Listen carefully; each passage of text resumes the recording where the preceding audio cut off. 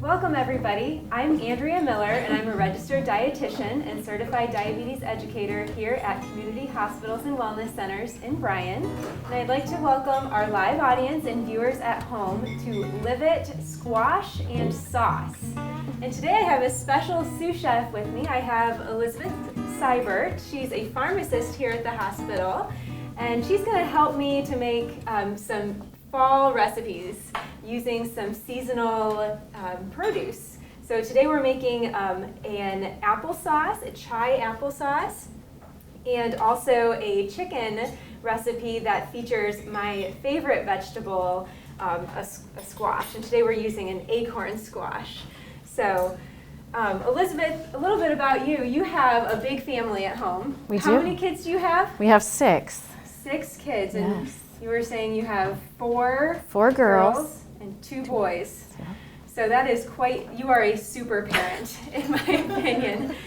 And you look like you have it all together all the time. You look like you just love what you do and you love having a big family. We do. So we have 2 kids and 1 on the way, and it can be a challenge to feed all those mouths. It so is. how do you do it? What are your secrets to feeding a big family? Just make a lot. We do use our crock pot quite a bit. Okay. You have a big garden. We do have a garden, and that helps. We Yeah. put up green beans. The kids love the green beans canned. We've done pizza sauce and spaghetti sauce. And awesome. Yeah. And they help you quite a bit in the kitchen, They do. Like. They do. They get all excited about canning. And some of them, and some of them don't care to snap beans. So. Teach them young, right? Exactly. Well, today we're going to start with our applesauce, and you actually, I think you might be one of the first sous chefs that has a piece of kitchen equipment that I don't. And you called it, you had a special name for it. I call it a food mill, but you called it a Squeezo. We have a Squeezo brand food mill. And you said that was a tool that your kids particularly like to use. They do. They take turns who's cranking it and who's putting stuff in the top to go through. And yeah. So food mill is a tool. It's basically a big bowl, and its purpose is to kind of sieve the produce like tomatoes or apples, and it kind of gets out the peels or tomato seeds and things like that as you're pressing it through. So that's a great tool to use for an applesauce. You could use that for the recipe we're doing today, but you don't have to. I'm trying to give you a simple recipe that you can make a quick applesauce. It's going to feed a lot. So let's get started with our apples. And we're just using a crock pot today. So for our applesauce, we have 2 different types of apples, and that's a really good strategy. I'm going to give you a couple.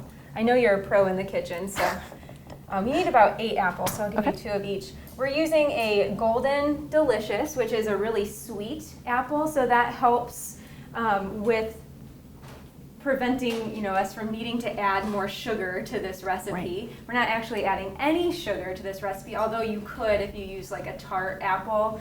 I would recommend tasting it at the end, and if you need a little bit of sugar, just add the smallest amount that you need. And then the other one, I think this is a Gala. What would you say? Yeah.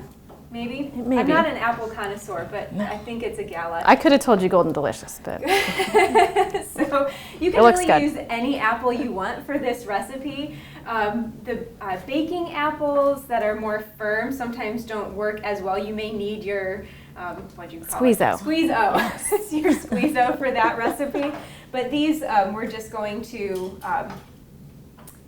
these should get nice and soft. So we're going to start by cutting up the apples, and you can really do this in any way that you want. We're going to leave the peel on the apple today because the peel has a lot of the nutrients in it, especially the fiber, which most Americans are kind of lacking in. So we're going to keep the peel in the squash. If your kids are picky and don't like the peel, you can certainly take it off. That's going to take more time, or run it through your Squeezo, or even just puree it in a food processor.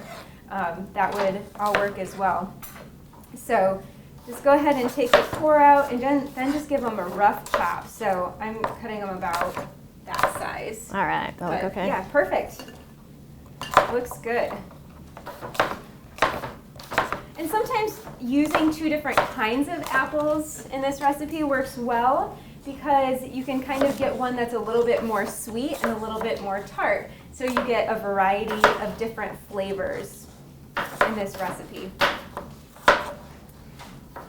So with apples, some of the nutrients that are in apples, there's not a ton. If you look at the vitamin and mineral profile, it's not all that impressive. There's some vitamin C, there's some potassium, but where they really get impressive is the antioxidants. So we've all heard the quote, an apple a day keeps the doctor away. So,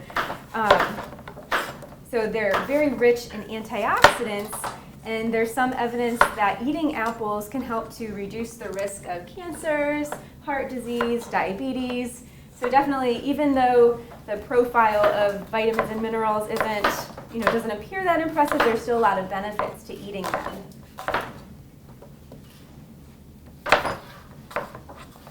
So in this recipe, not only are we using fresh apples, we're getting them all cut up, leaving the peel on to make it a little bit healthier, but we're actually going to amplify this recipe and make it kind of more like a dessert by adding a couple other ingredients to make it really yummy. We're going to add some spices to this recipe to make it a chai spiced. So, and also some vanilla. So it's kind of reminiscent of like an apple pie or just like a really fun fall treat. This is a great time to make applesauce because they're in season right now. I would say I eat probably 85% of my apples this time of year, from like September until December, I would say. But they obviously are available year-round. No, we have a couple apple trees also, and the kids are pretty excited about. Do you know what variety you have on your apple tree? Are just Golden Delicious. Golden Delicious. So they make excellent sauce. Yeah. Golden Delicious are great for sauces and obviously fresh eating. And yes. I've been asked several times if they're ready to go yet. Can we make sauce? So you make a lot of sauce at home then? Enough to get us through. Yeah. How many cans of sauce on average do you think you make for a family of 6? Oh. Or sorry, 8. 8. Yeah. A family of 8. 6 kids. We have a pretty good pantry. I couldn't tell you. I think last year we put up like 45 quarts of beans, so wow. I can tell you that.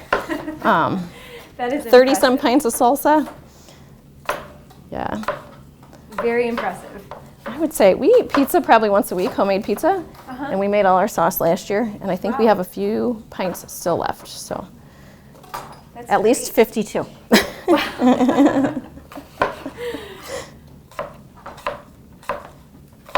When you have a big family, sometimes, you have to do that stuff to yes. to get through. So we're almost done chopping our apples. I'm on my last one. How you doing over there? I've got a quarter here to go. All right, perfect. So give them a rough chop. You can see the crock pot is almost full. We used 8 big apples. Your apples probably on your tree, do they get as big as the apples that we have? Probably not quite that big. Smaller? A little bit smaller. I find that sometimes the commercial apples don't tend to get quite as big, huh? Or the home ones, the commercial apples are bigger. Yes. So we have our crock pot full of red and golden apples, and then we're going to add a splash of lemon juice just to kind of help it to stay white and not turn so brown. Whoops.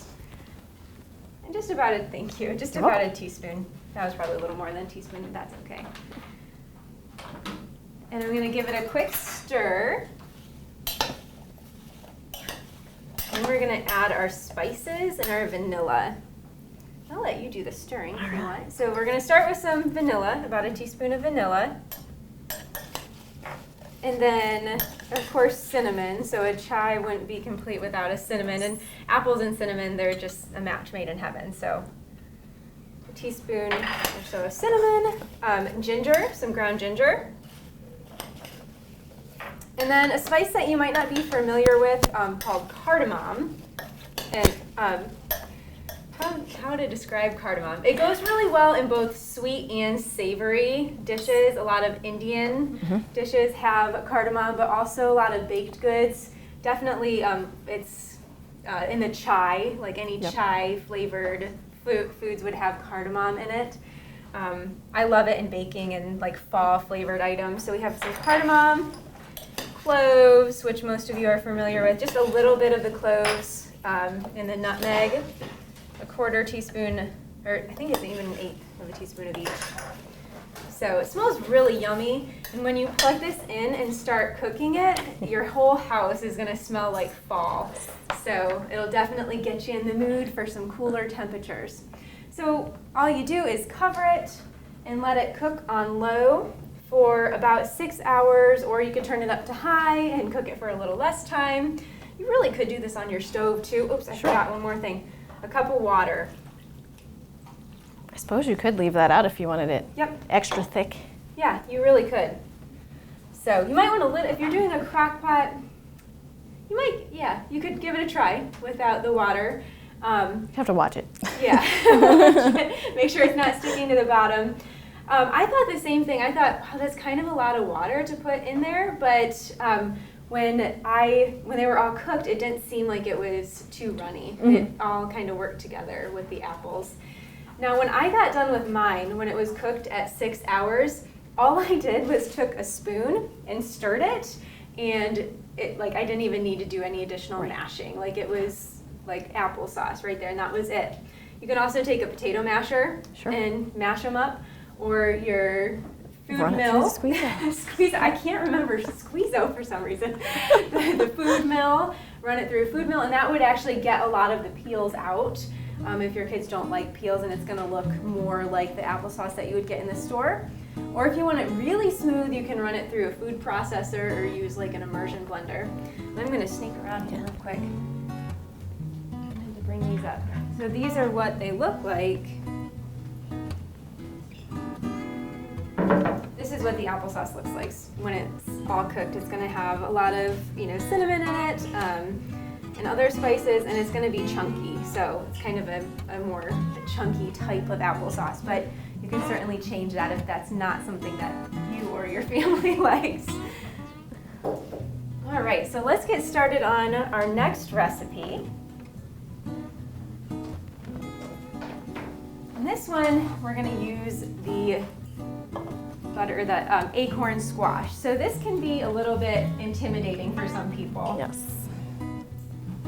Because it does have that hard shell. So we've done butternut squash in the past, and you actually said you're growing butternut squash in your garden. Butternut squash can be intimidating too with that hard shell. But so how I'm going to attack this is, well, first of all, let's talk about if this is a good one or not. So you can see it's kind of more dull on the outside. If it's really shiny, it's either coated in a wax or it's not right. There's a little tiny orange spot on the bottom, which is good. It means, again, it's ripe, but if there's too much orange, it might mean that it's an old squash. Like I've noticed if I have a acorn squash that's been stored for a while, it starts to turn more orange. But don't get confused because there are actually orange squashes, which are okay. You can actually find orange and white. So there's a wide variety of acorn squashes, and then different mixes of them that are similar but slightly different. So storage of them, if you get them fresh, they say 2 to 3 weeks is optimal storage time. If you get them from the grocery store, a little bit less, use them, a little bit faster because you don't know how long they've been sitting in the grocery store. I will be completely honest, I have stored these things for months.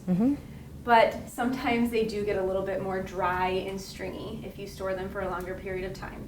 And they store well at room temperature, maybe a little bit cooler than room temperature. If you have a cool, dry spot to store them, that works well. Don't put them in your refrigerator. It actually shortens the storage time if you refrigerate them. So butternut, though, that you grow in your garden, that has a much longer storage. So I think we kept them through the winter. Oh yeah. Sometimes, and like I said, I store acorn squash for longer than 2 to 3 weeks. We grew a wheelbarrow full of butternut squash, and we're oh my goodness, Carrying them around the neighborhood, passing them I out. would love to come look at your garden. Maybe we'll do a follow-up on this episode in a year and come out to your house and see your garden.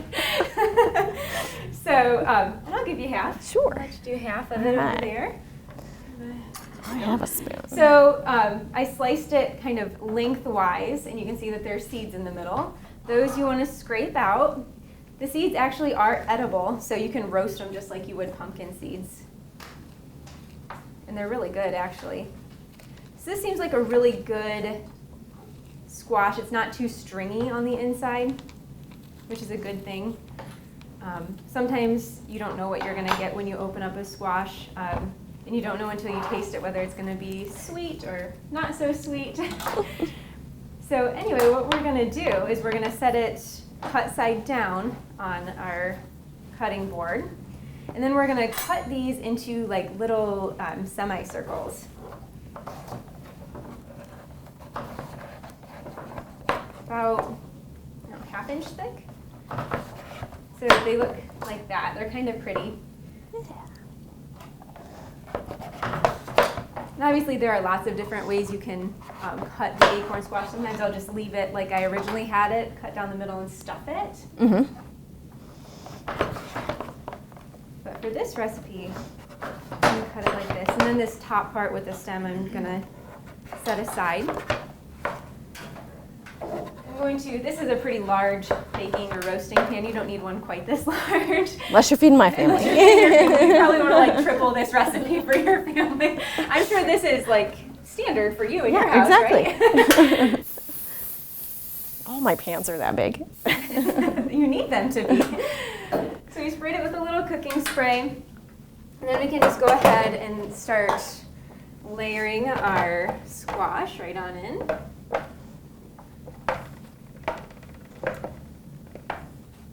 Perfect.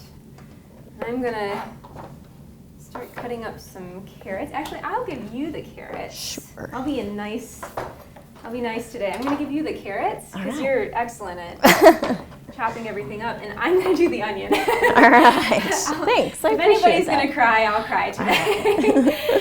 So, well, and I'll let you pick. Should we use red or white for this recipe? I'd go white, I think. Go white. All right, we'll use white. It doesn't really matter. Whatever's in the pantry. And just slice up the carrots into small pieces because the squash will actually cook quite a bit faster than the carrots because the carrots are harder, believe it or not. So I noticed when I made it, my carrots were a little bit crunchy and the squash was pretty tender. So, which is okay. You want your squash to be tender, but carrots can be a little bit crunchy.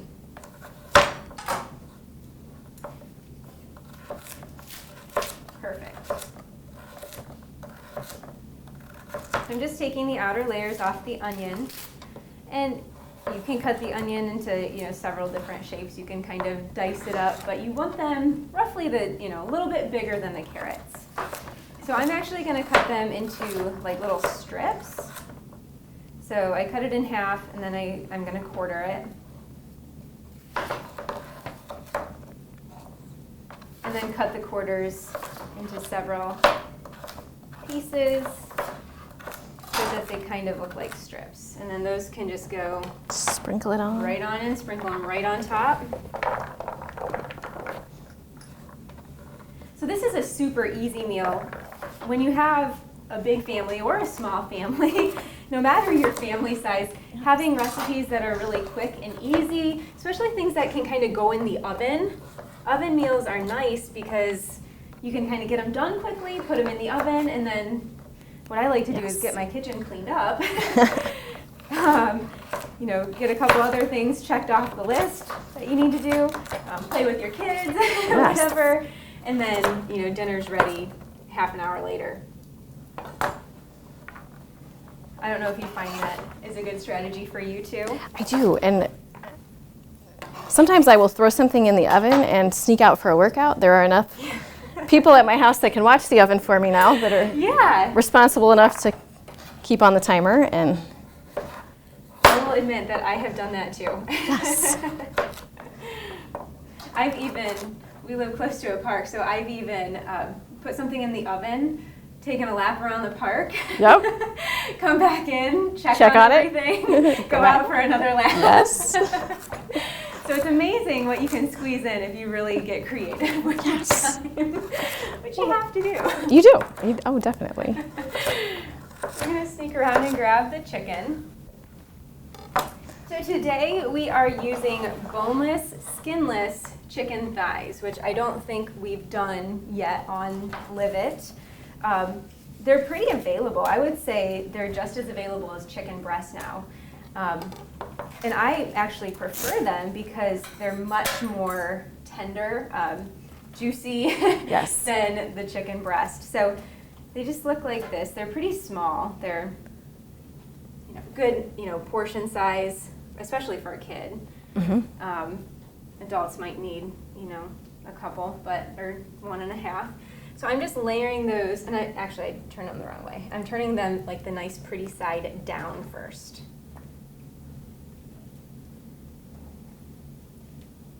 They usually come in about 6 per package.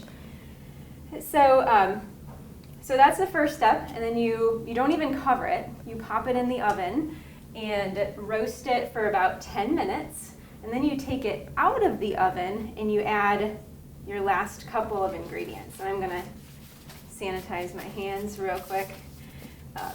They were joking with me before we started the show, ooh, raw chicken, Andrea's favorite, because I really don't like touching raw meat all that much. I don't like chopping it up, but that's the benefit of the boneless, skinless thigh, is that you don't have to do any chopping. It's already ready to go. Okay, so I am gonna sprinkle with a little bit of pepper on this side, or a lot of pepper. I like pepper. And you can use as much as you want of pepper to add flavor. The one you have to be careful with is the salt. But I am gonna add just a tiny bit of salt over it. You can, again, add to your taste. So again, put it in the oven, roast it 10 minutes, and then you add the secret ingredients, which would be balsamic vinegar, a 1/4 cup of that. We'll see, pretty good. And then also a 1/4 cup of maple syrup. And I'm just gonna stir that together. I'll let you pour that over in just a second. All right. So then, after you take it out of the oven, it's been cooking for 10 minutes, you turn the chicken over.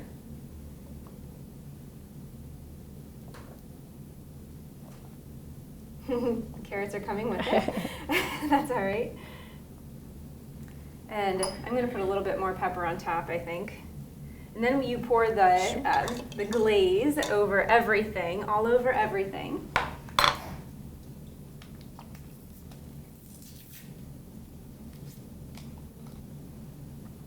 Perfect.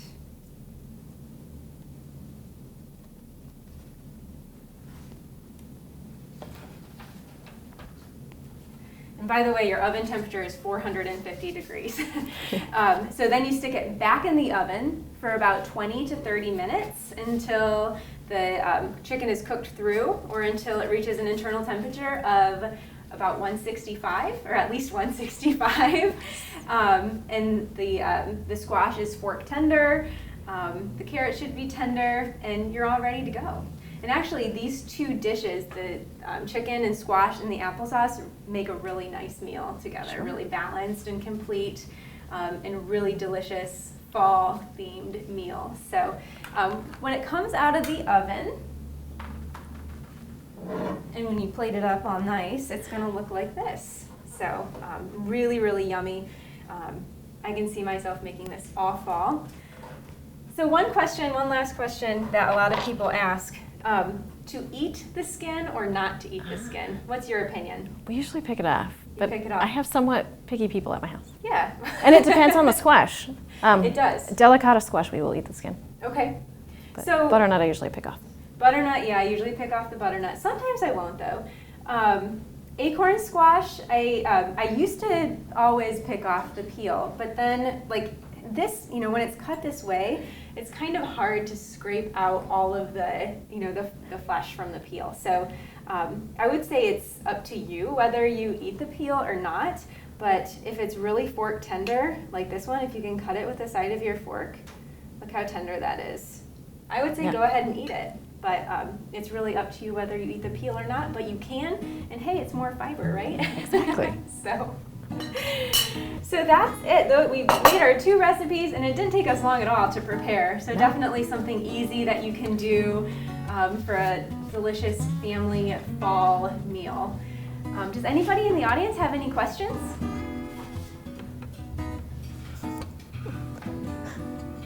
Questions today. Well, thank you so much, Elizabeth, for joining me and sharing your knowledge of canning and gardening and being the master of a big family. I don't know about that.